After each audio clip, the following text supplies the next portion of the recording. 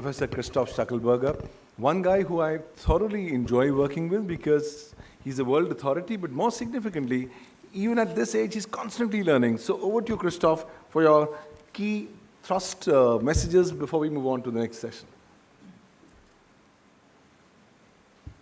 Thank you very much, Dr. Pavandugal. Yeah, I got 4 minutes for 4 points. First one, Cyberlaw, cybersecurity are all linked to cyber ethics. And what is ethics? It's all about values.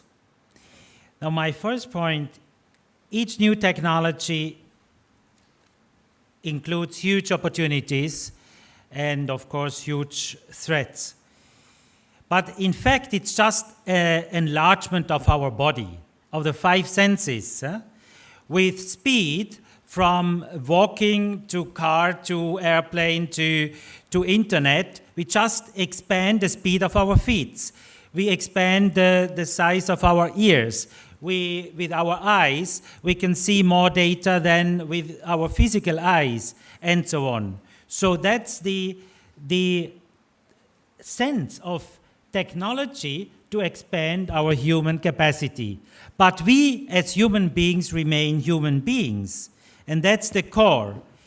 So the key task of cyber ethics is to take decisions based on human dignity. We remain humans. And the father of Pavandugal mentioned it, the Honorable Justice mentioned it.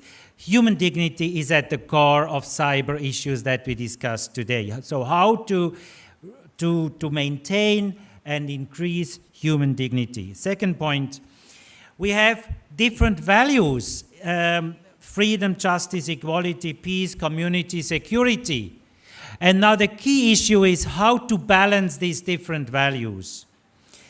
My key message here is we need to balance, because if we take one of these values, let's say security, and put it absolute, we end in a dictatorship and autocratic regimes, as we see the temptation today. If we absolutize freedom, we end into Wild West capitalism. So we need to balance these values. That's a core core task in cyber issue. I take just one example, individual privacy versus national security. Both are key values, and both become wrong if we put one or the other absolute.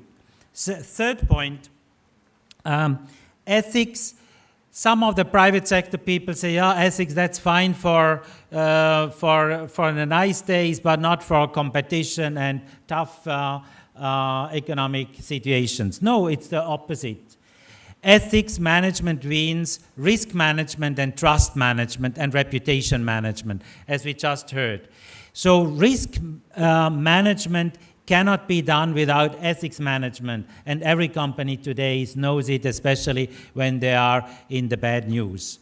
The fourth point is, what are the 4 core motivations to act? Fun. Many are just fun-driven, entertainment or sex or just fun through internet. Power-driven, the second. Money-driven, the fourth. Third, and values-driven, the fourth.